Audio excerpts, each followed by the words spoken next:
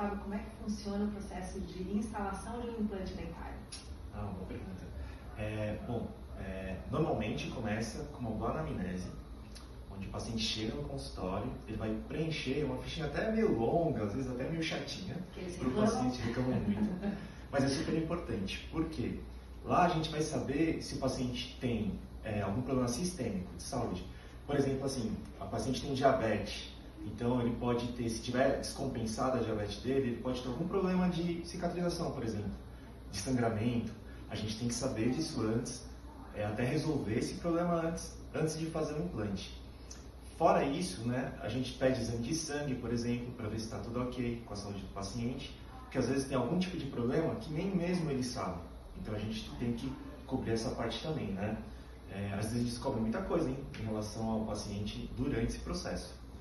Tendo tudo certinho, a gente pede também exame de imagem para saber estrutura do osso, como é que está, se realmente o caso é de implante, de extração de dente e a instalação do implante.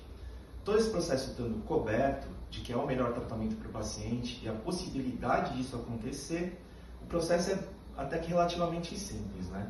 Que a parte cirúrgica hoje em dia, ela é muito tranquila, porque a gente tem até assim, o uso de boas anestesias.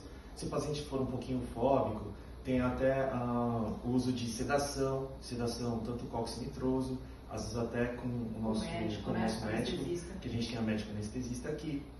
E fazendo o processo de instalação do implante numa cirurgia, e normalmente há necessidade de uma espera de cicatrização do implante já instalado, para o osso cicatrizar no implante e a gente poder colocar algum tipo de carga nele, um provisório e o definitivo posteriormente. Às vezes é possível fazer um implante que a gente chama de carga imediata, onde coloca o implante e a prótese no mesmo dia. Sim.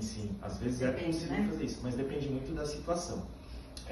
Da situação óssea, né? Se o implante, quando a gente coloca o implante, se ele está muito bem adaptado ao osso, porque existem ossos mais porosos, ossos menos porosos, então depende muito de situação para situação. Quando isso é possível, a gente faz em carga imediata. Uhum. Você começou falando da importância dos exames que a gente pede. Sim. Muitas vezes o paciente, a gente pede para ele consultar primeiro o médico e muitas vezes a cartinha vai para o médico para que a gente tenha certeza de que não tem risco nenhum, né? Isso, normalmente acontece isso e às vezes até o paciente tem algum médico responsável pela saúde dele geral. Então a gente tem uma interação entre dentista e médico para tudo correr muito bem. Assim.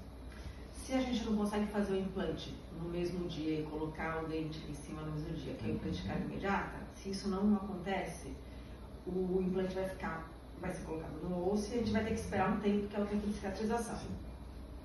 Quanto é esse tempo? Que geralmente eles perguntam, né? Um tempo mais ou menos entre 3 a 6 meses, depende do caso. Aí também vai depender muito da densidade do osso e de paciente para paciente.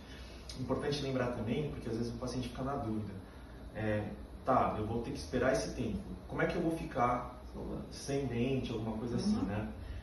Nos casos, principalmente estéticos, a gente dá um jeitinho de colocar um dentinho provisório, alguma coisa, normalmente meio frágil, mas o paciente normalmente sabe disso, para dar uma estética ali, não vai ter função. O dente não pode vai ficar mastigando em cima, comendo pipoca, não. Pode quebrar.